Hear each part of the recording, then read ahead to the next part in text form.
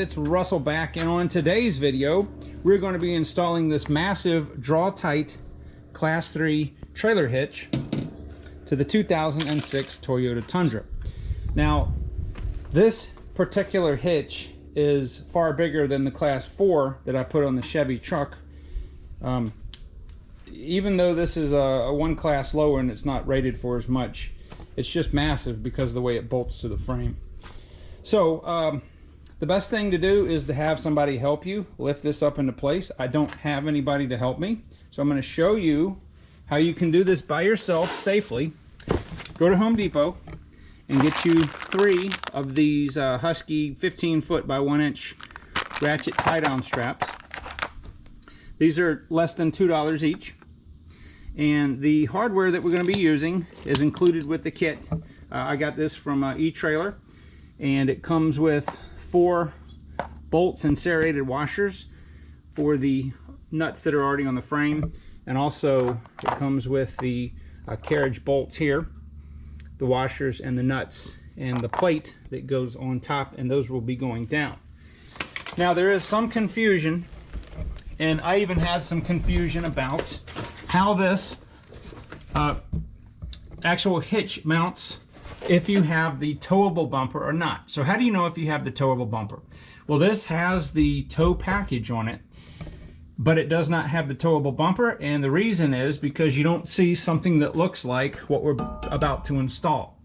If you have that, you'll have a receiver right here, okay, and it will bolt with this massive bracket right here.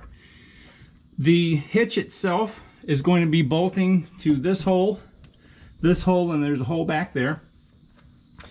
And basically that's how you know that there's no towable bumper on here. If yours looks like this, okay, you do not have the towable bumper, even though you can put a ball here and use this as a bumper pull. This is not the towable bumper. So with that out of the way, I'm going to go ahead and you could remove this. I'm not going to remove the spare tire right now. I'm going to go ahead and get the ratchet straps set up, and then I'm going to show you how we will put this hitch up in there and how we'll do this safely by myself. Alright, so here I am a week later, and let me tell you guys what happened. So when I was off camera, the the right side of the hitch would not line up with the frame. And what I discovered is, you see that leg right there? See how it's square? This one is slightly off. So basically this arm has gotten bent in and over just a little bit.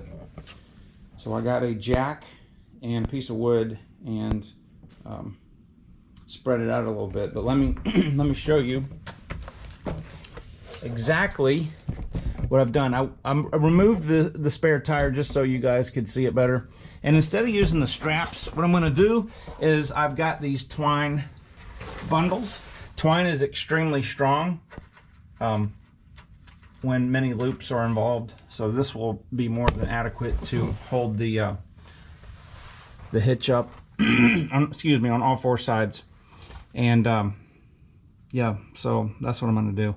So what I'm going to do is I'm going to bolt this side up first. This is the bent side, okay, on the hitch. I'm going to bolt this side up, and then I'm probably either going to take the jack and the piece of wood and spread it out further, or I may see if I'm able to just use a C-clamp and clamp it. But that's what I'm going to do. That's the plan. So let's get to it. All right, so I want you guys to see how far this is off. So I just made another loop in here, and this is just your 3rd hand. It's obviously not needed. I'm going to cut this off. I was able to get the bolt in the front here, and I was able to get the bolt in the back here. I still have a lot of room. I just have it enough so that the hitch won't fall. But look over here. You see this thing, the arm not only is bent this way, but it's also bent forward. Now fortunately, I'm able to push it in like that. I'm not going to have to use a jack. But what I did on this side is once I got it up in place, I just used a C-clamp, and I'm going to get it fairly close, but not touching the frame. And I should be able to push it, should be able to push this enough to get the bolts to line up. So, all right, so I was able to get the bolt in. I squared a little PB blaster on the nut right there, and as you can see, the stuff is still off. However, I'm feeling good about it now, so let's just hopefully y'all can see this. All right, so the next thing I need to do is I need to try to get this carriage bolt in here. So it's barely there. I don't know if I got enough threads. There we go.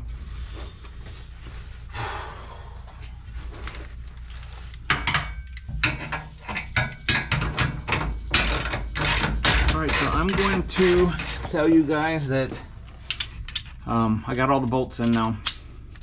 I'm going to tell you guys to not buy this draw-tight hitch if you've got a Toyota Tundra. And the reason is, I'm convinced that this was not bent in shipping, but it was just a manufacturing. It doesn't look like their jig is proper, because the way that the rail on this side is attached. So I'm going to say not to buy this one. I would rather have had the Kurt hitch. This rail is shorter, but it also attaches to the bottom of the bumper. So I got a draw tight on the Chevy, and it's fine. It wasn't, you know, UPS bends stuff all the time, but it definitely is. It looks like that it's just a bad, probably not the best design, or they just didn't weld it right. But be that as it may, it's on now. So, and the frame, this is still off. Right, there is some wiggle room because the holes are slotted, but it doesn't. The gap from here to here is not the same as this side, which is not bent. But you know, it's designed to have a little bit of wiggle room. But anyway, so all right, so I'm gonna go ahead and torque up this side, and in this video, this has been a pain in the butt. This is the hardest hitch, or yeah, it's the hardest hitch I've ever had to install, just because of the way that it mounts and the way it was made, bottom line. So anyway, we'll just deal with it. Once it's on here, it's on here. And it's a very beefy unit. I just don't like the way the design is on the frame. But anyway, all right guys, well thank you very much for watching the video. If you have an experience with this particular hitch on your Tundra, let me know, good or bad, and I will talk to you guys on the next video.